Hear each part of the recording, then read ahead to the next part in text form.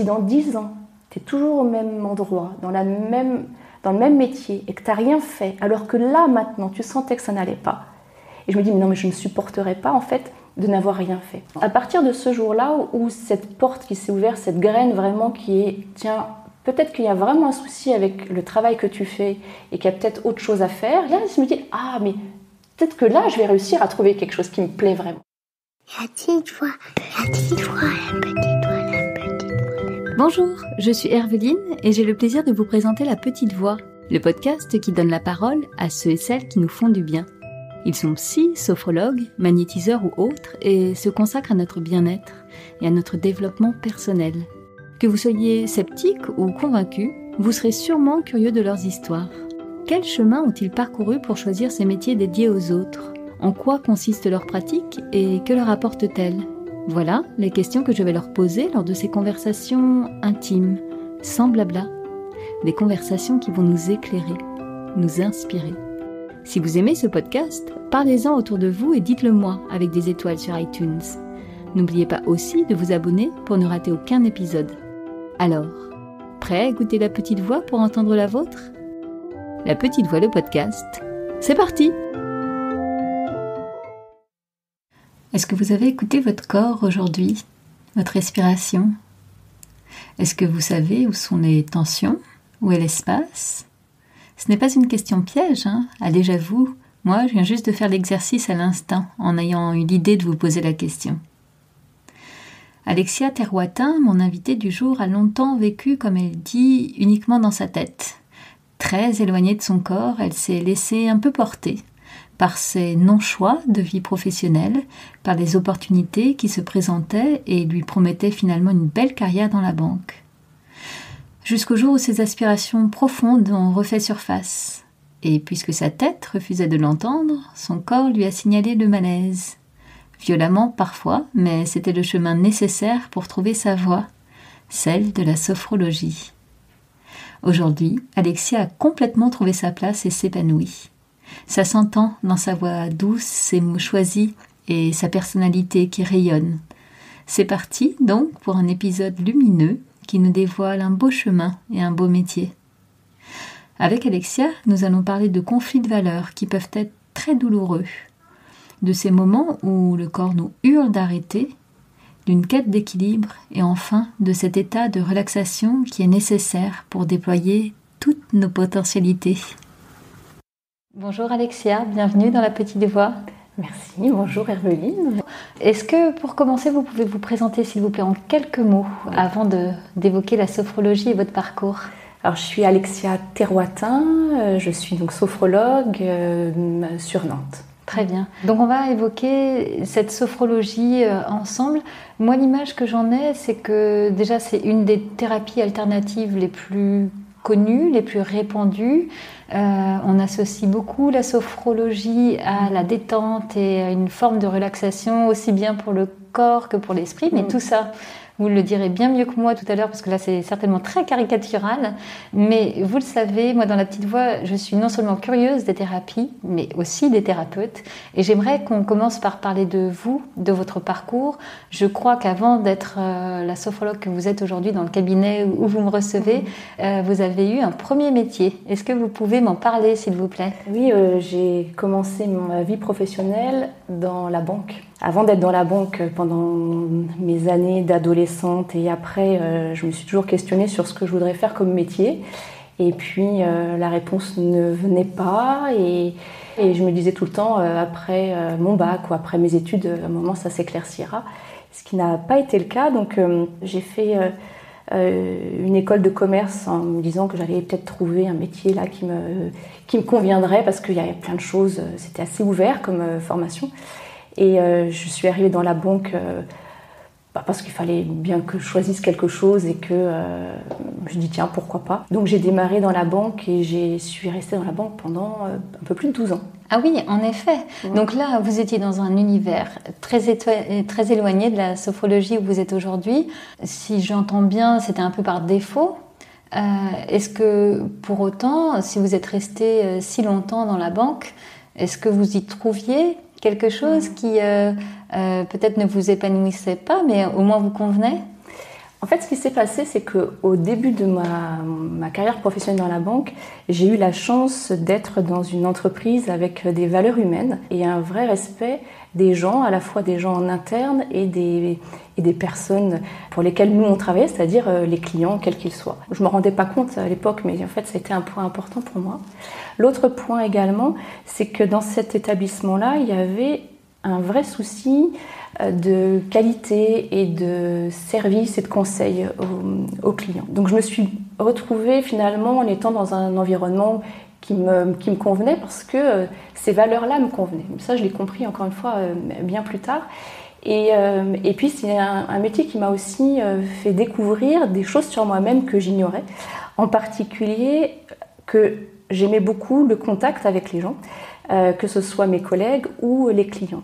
J'avais vraiment presque plaisir à accompagner mes clients. Alors c'était pour des domaines financiers, mais quand même à accompagner mes clients, à apprendre aussi des choses sur leur vie, qui allaient me guider aussi dans ce que j'allais leur proposer. Et puis petit à petit, dans cette banque, je suis devenue sous-directeur d'une agence. Et là, j'ai été aussi en contact avec une forme de management, mais qui a été pour moi, en fait, ce qui a été important là-dedans, c'était pareil, c'était le contact avec mes collègues et avec aussi les nouveaux qui arrivaient. Et j'avais à cœur de pouvoir leur apprendre des choses, de pouvoir les aider sur certaines choses. Donc ça, c'est un point aussi qui m'a beaucoup appris sur moi et que j'ai beaucoup apprécié à titre vraiment très personnel en fait, hein, de cette, pas que dans la dimension que professionnelle, mais qui m'a ouvert en fait sur ça. Ça, c'était les côtés positifs.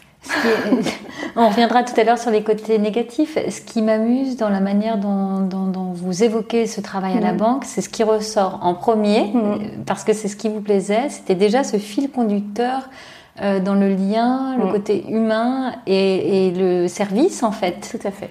Est-ce que vous vous rappelez dans votre enfance si vous étiez déjà dans cette recherche-là de l'autre ? Un des premiers métiers que j'ai voulu faire, c'était instituteur, enfin institutrice en l'occurrence, et en particulier avec les enfants de maternelle, parce que je me disais, oh, j'adorerais apprendre des choses aux petits, voilà, leur apprendre des choses, leur transmettre des choses. Et un autre métier que je voulais faire, c'était archéologue.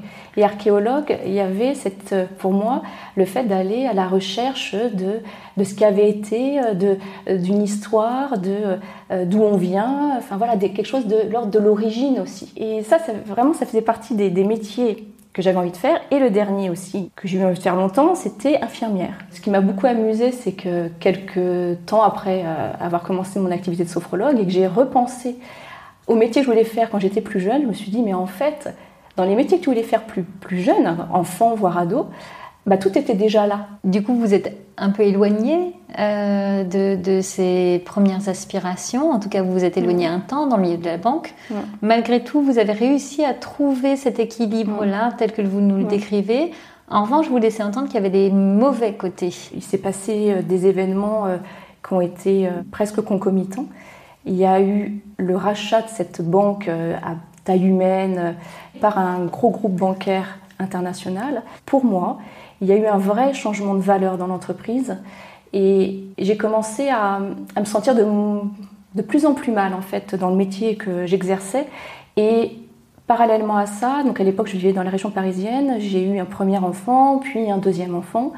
Et je me suis retrouvée dans la situation suivante où j'avais donc 2 enfants, avec pour moi en plus le fait d'être maman et de m'occuper de mes enfants était quelque chose d'important. Et à l'époque, je travaillais beaucoup, avec beaucoup de pression, avec une perte d'autonomie, de responsabilité, une perte à mes yeux de service, et une perte beaucoup, à mes yeux encore, d'humain. Tout ça cumulé a fait que petit à petit, j'ai commencé à me sentir de moins en moins bien dans mon poste. Ce qui s'est passé, c'est qu'il y a une partie de moi qui sentait que ça ne m'allait plus du tout d'être dans cet environnement-là, sauf que ma tête, à l'époque, disait « faut que tu y ailles ». Ça a été en fait des mois très difficiles, et en même temps, ça a été la période de ma vie qui m'a permis justement de basculer sur aujourd'hui ce que je fais. Dans le métier que je fais aujourd'hui, qui est un métier dont on parlera sans doute tout à l'heure, où il y a la place du corps est importante, en fait, moi, à l'époque, mon corps, je l'ignorais beaucoup et c'est ma tête qui décidait tout et j'étais vraiment très coupée de mon corps. Et c'est mon corps petit à petit qui a commencé à me faire comprendre « faut que t'arrêtes, faut que t'arrêtes, faut que t'arrêtes ».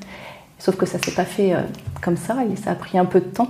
Alors justement, comment ce mal-être que votre tête ne voulait pas entendre s'est-il manifesté dans votre corps? Qu'est-ce qui s'est passé?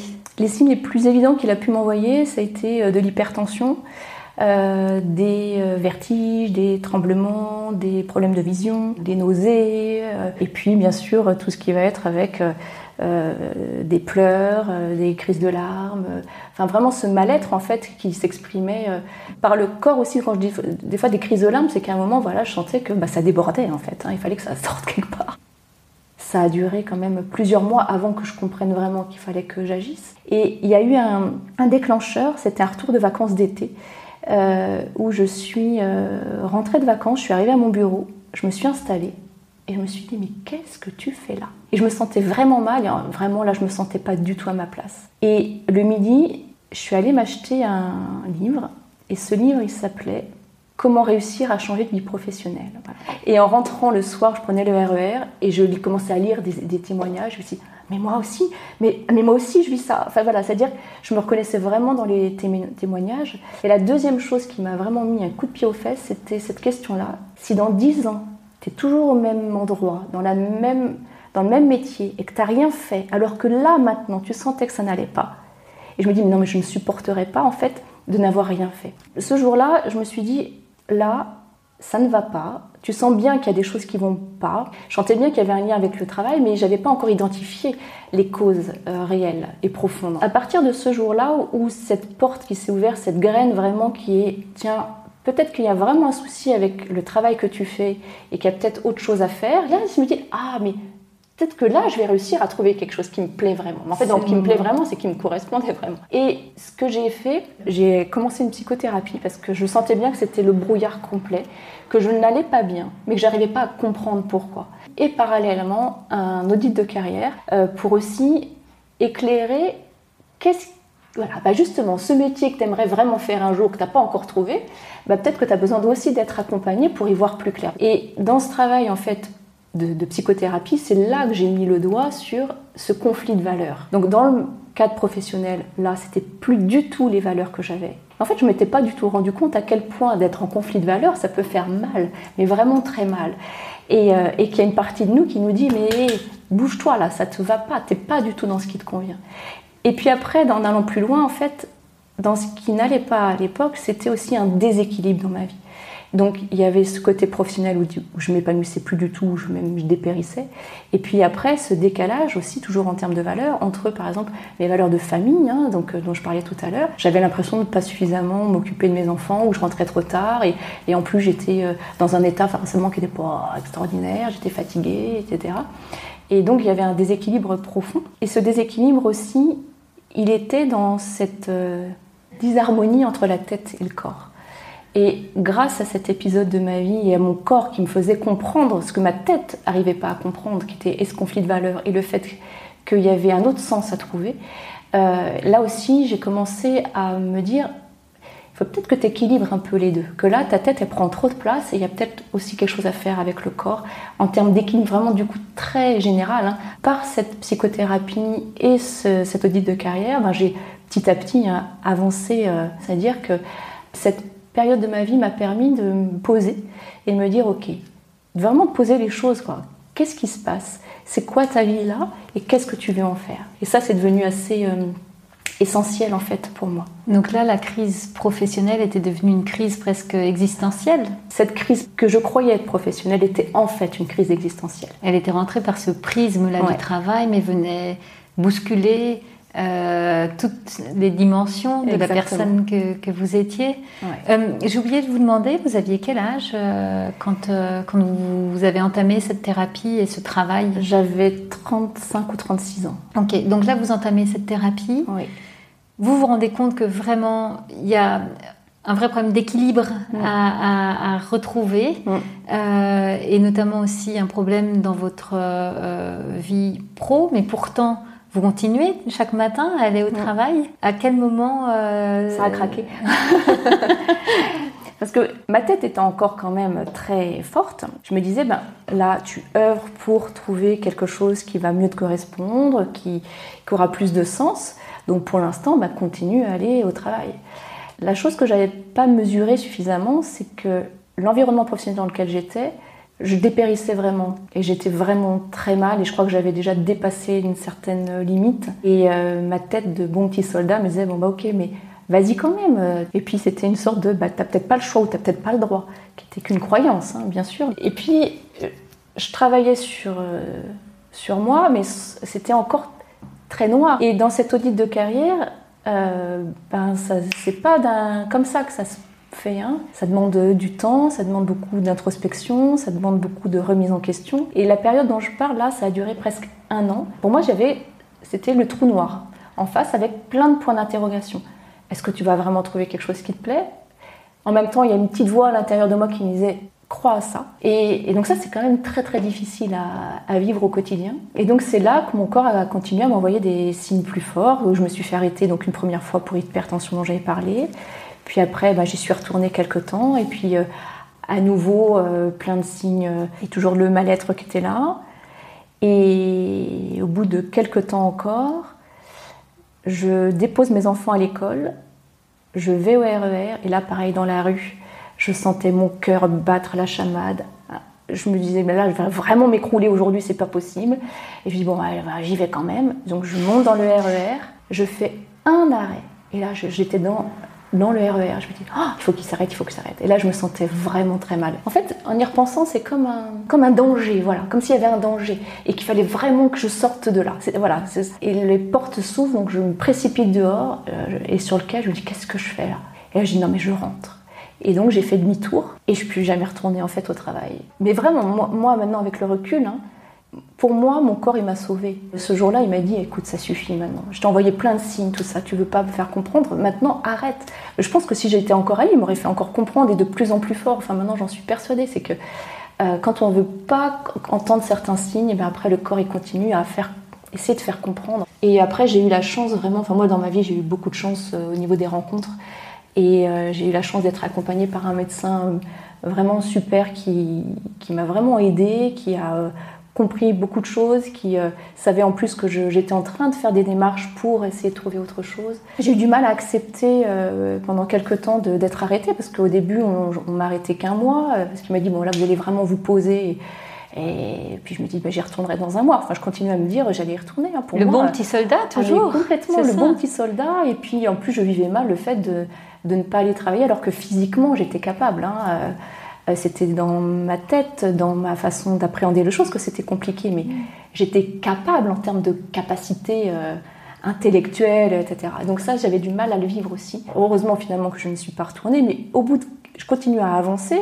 Et au bout de quelques mois, pour parler aussi sur l'importance du corps, parce que c'est vraiment des épisodes de ma vie qui sont, pour moi, c'est fondamental par rapport au métier que je fais et à l'accompagnement des gens, parce que des fois, ça me permet aussi de comprendre certaines choses que peuvent vivre les gens que j'accompagne, pour l'avoir moi-même vécu à ma façon, mais forcément. Mais au bout de 3-4 mois, avec mon médecin, je lui dis, bon là, j'y retourne quand même, j'avance dans mon projet, je peux quand même y retourner. Vous pensiez avoir pris la distance nécessaire pour être capable de revenir faire le job comme un bon soldat, mais sans être affecté par ce qui s'y passait. Exactement, c'est exactement ça. Et puisque j'avais été arrêtée 4 mois, je passe par la case médecine du travail.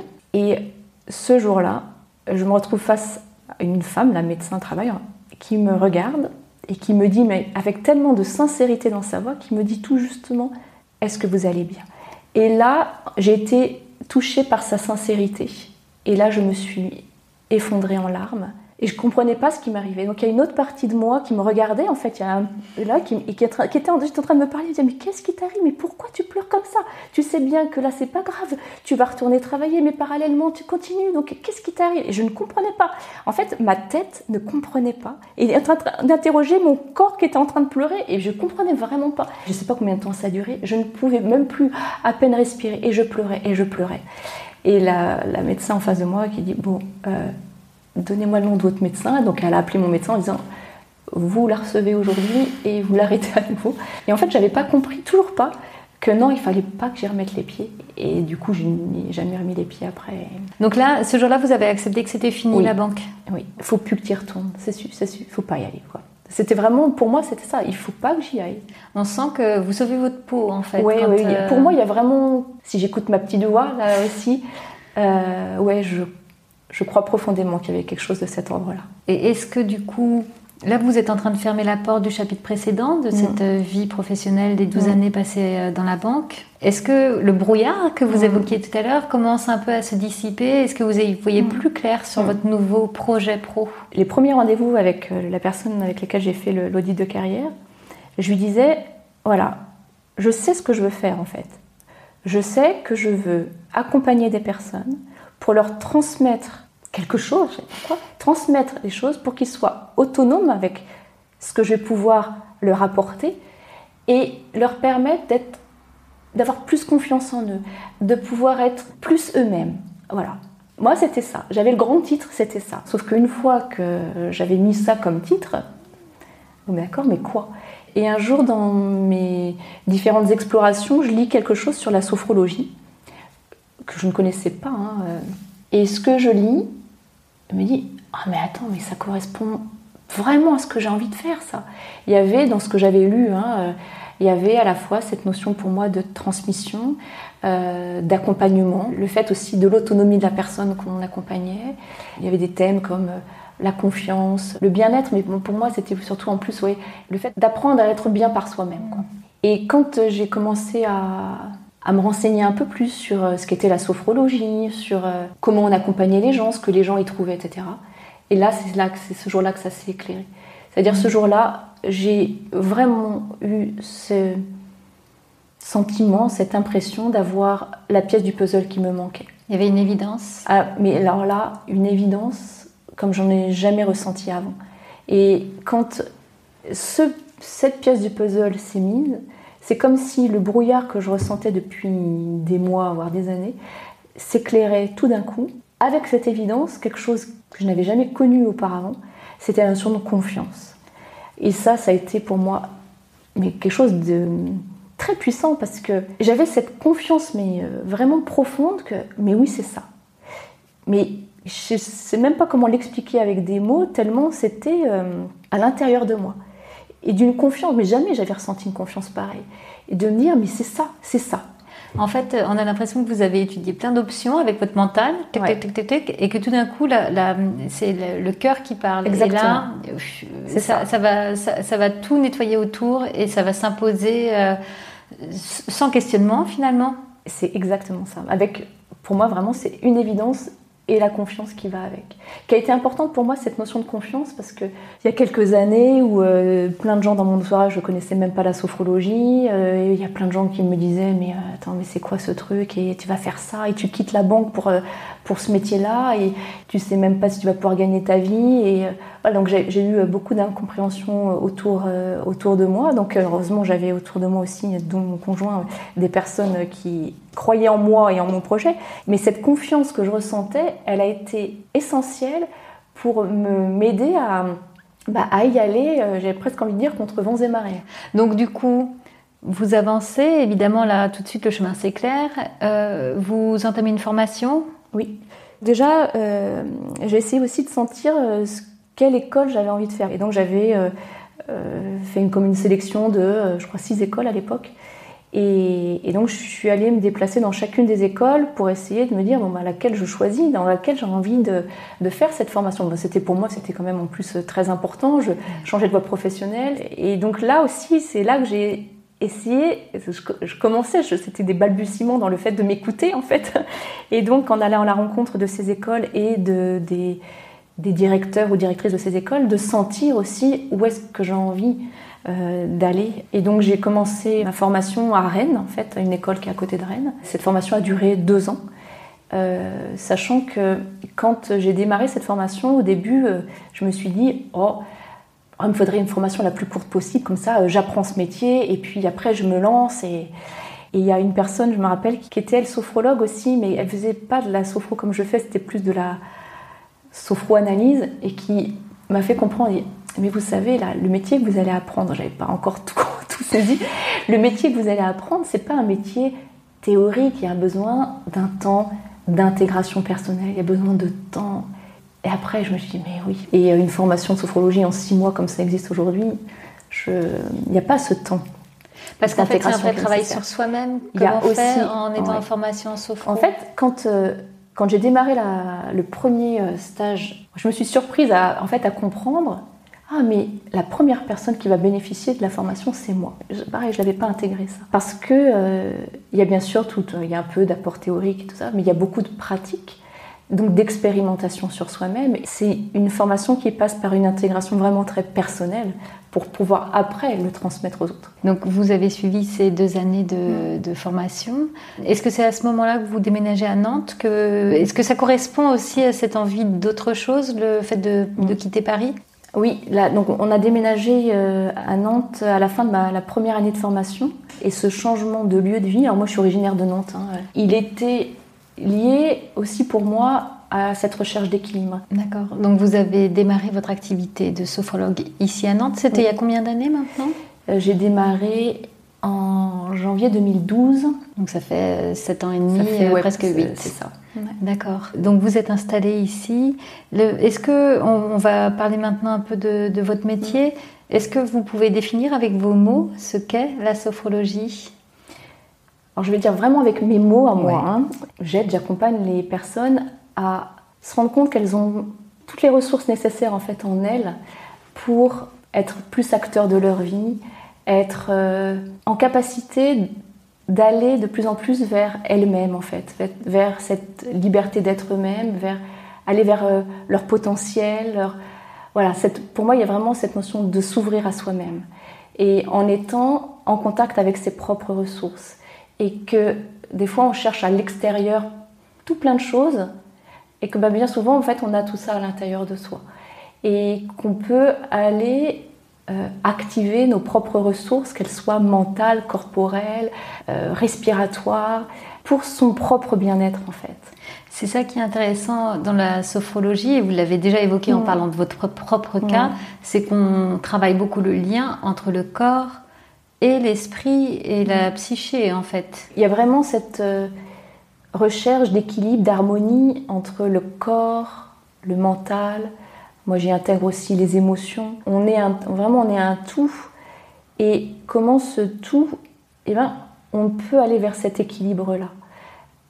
D'équilibre entre, surtout que moi qui viens dans mon vécu d'une tête très importante avec un corps qui était inexistant. Et justement, dans mon cheminement, cette reconquête, peut-être même cette quête, cette conquête de l'équilibre entre la tête et le corps a été pour moi essentielle. Et la sophrologie est une des méthodes qui aide à aller vers cet équilibre-là.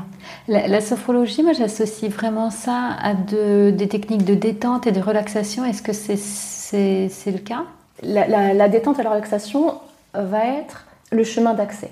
C'est aussi, alors ça peut être pour certaines personnes déjà énorme d'aller vers cet état-là. Et en sophrologie, on l'utilise aussi beaucoup pour aller vers ce travail d'équilibre, de perception, d'écoute de soi. Parce que dans l'état de relaxation, il y a quelque chose qui s'ouvre aussi. On se reconnecte. Oui, et il y a une plus grande réceptivité aussi aux sensations. Sinon, des fois, on est toujours... soit qu'on est tendu, tout ça, on ferme plein de choses, mais on se ferme à plein de choses qui sont à l'intérieur de soi. Et l'état de relaxation ouvre. Dans quel cas de figure est-ce qu'on vous consulte et comment, suivant les cas, vous pouvez accompagner ?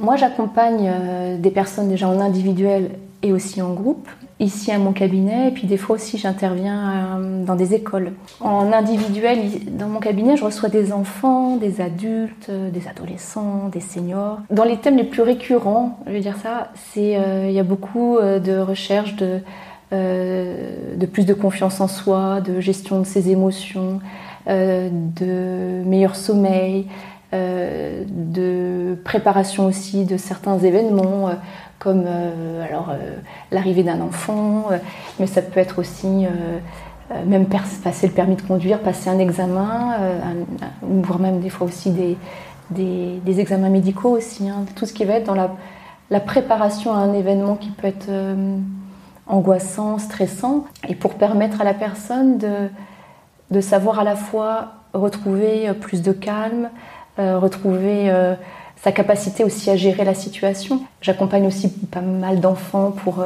soit aussi des problèmes de sommeil, des soucis de concentration, tout ce qui est gestion de colère ou d'émotions diverses et variées. Et puis après, ça peut être des gens qui ont envie de moins subir certaines situations de leur vie. Okay.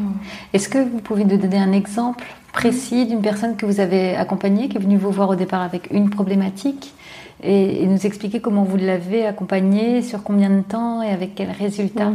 Alors là, il y a une personne qui me vient, c'était un adolescent qui était en seconde et qui venait donc de quitter ses parents et donc sa famille qui vivait en plus à 200 km de là. Et lui, c'était un jeune qui avait un grand manque de confiance en lui. Et quelques mois après la rentrée, il allait pas bien du tout.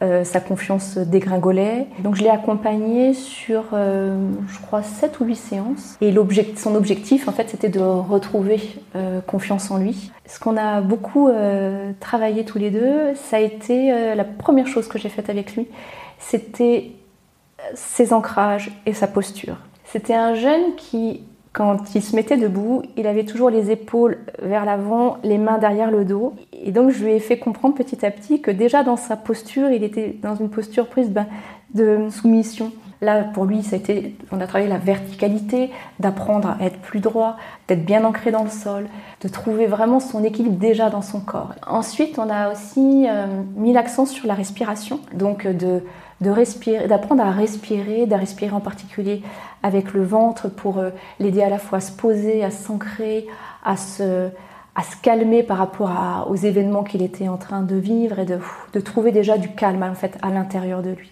Et l'autre point qu'on a aussi travaillé, alors on a aussi beaucoup utilisé le corps, en sophrologie on utilise beaucoup le corps, il a appris à lâcher des tensions, à pouvoir aussi être plus conscient de son corps, donc vraiment il y a tout ce travail de ce qu'on a de schéma corporel, d'être plus conscient de son corps, qui est en fait aussi la base aussi de la confiance. Et ce travail corporel a été vraiment la base de ce qu'on a fait ensemble. Et l'autre point qui a été travaillé, c'est l'utilisation aussi de son mental, c'est-à-dire des évocations mentales positives, et de pouvoir s'imaginer dans des situations habituellement, par exemple, où justement il était dans l'incapacité de répondre, où il se laissait faire, où il subissait vraiment, où on lui demandait des choses et il acceptait de les faire, alors qu'il n'avait pas du tout envie de le faire. Et là, c'était de lui permettre, déjà par le mental, de s'imaginer en train d'être justement dans ses ancrages, dans sa verticalité, dans sa respiration, et dans cette capacité à s'adapter à ce qu'il était en train de vivre, en étant plus lui-même et conscient des ressources qui étaient là pour l'aider à répondre, à dire non. En fait, ce n'est pas vous qui lui dites quoi faire. En revanche, vous lui donnez les manettes pour que lui reprenne un peu les commandes et puisse du coup s'affirmer, se respecter et avoir confiance en lui. C'est ça, c'est se rendre compte qu'on a en soi les ressources pour. Et que j'ai pas besoin qu'il y ait quelqu'un qui le fasse à ma place, ou j'ai pas besoin d'attendre d'aller mieux pour. Non, voilà. Et avec tout cet apprentissage en fait, et cette intégration de ce qui a été appris, j'ai cette autonomie dans ma vie, où que ce soit, avec qui que ce soit. C'est à moi, je sais le faire. Donc puisque je l'ai fait une fois, je vais pouvoir le refaire et puis le refaire. Et puis à force de faire, c'est là que ça devient de plus en plus facile. Et pour moi, donc l'autonomie, c'est ça, de permettre à la personne de se rendre compte qu'elle a plein de clés en fait. On sent, en tout cas là, en vous écoutant, quelle passion vous avez pour ce métier. Finalement, cette intuition que vous avez eue un jour, cet appel, comme un appel que vous avez eu pour la sophrologie, là vous y êtes pleinement. Oui, et j'y suis pleinement parce que intérieurement, je sens que je suis à ma place. La sophrologie, elle continue à m'ouvrir plein de portes. Donc ce qui est formidable, c'est qu'il y a encore un long chemin pour vous à vivre, certainement avec la sophrologie. J'ai quelques questions traditionnelles pour clôturer notre entretien, Alexia. Ma première question, qui fait référence au titre de ce podcast, j'aimerais savoir si vous vous sentez connecté à votre petite voix.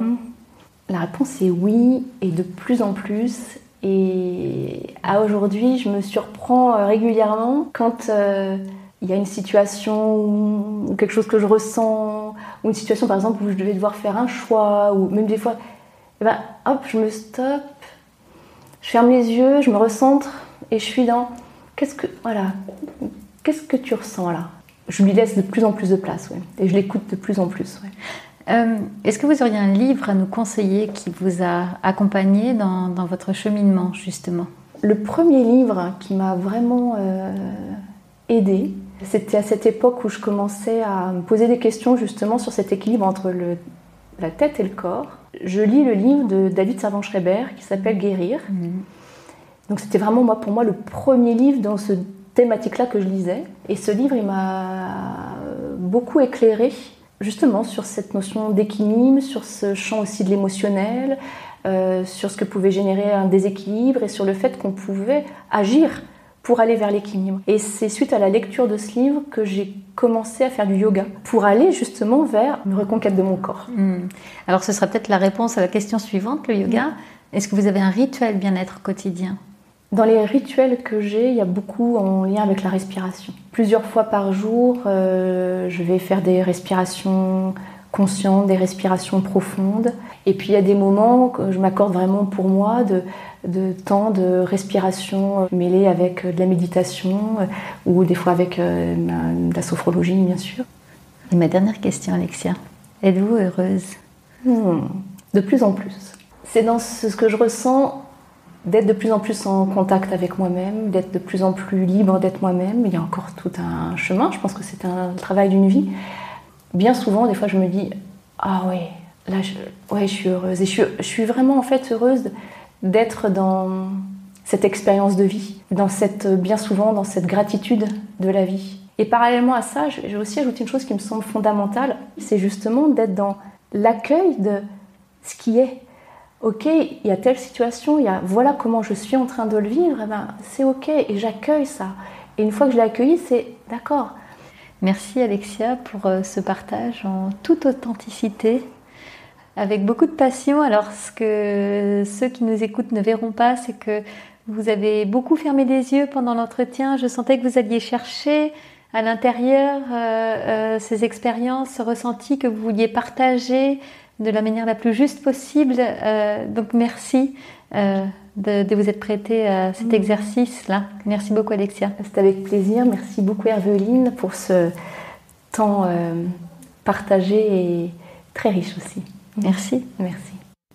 La Petite Voix, le podcast, c'est fini pour aujourd'hui. Rendez-vous mardi dans 2 semaines pour le prochain épisode. Si celui-ci vous a plu, alors dites-le moi avec des étoiles sur iTunes.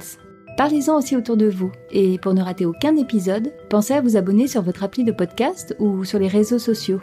Vous me trouverez en cherchant La Petite Voix, le podcast sur Facebook, Instagram, Twitter et YouTube. D'ailleurs, c'est sur ces pages que je vous raconte les coulisses de ma rencontre du jour et que vous trouverez toutes les références de l'épisode. Une dernière chose qui me tient vraiment à cœur, je serais ravie d'échanger avec vous sur vos impressions, de recevoir vos questions et vos suggestions sur les invités que vous aimeriez entendre. Alors surtout, n'hésitez pas à m'écrire. Merci beaucoup et à bientôt sur La Petite Voix.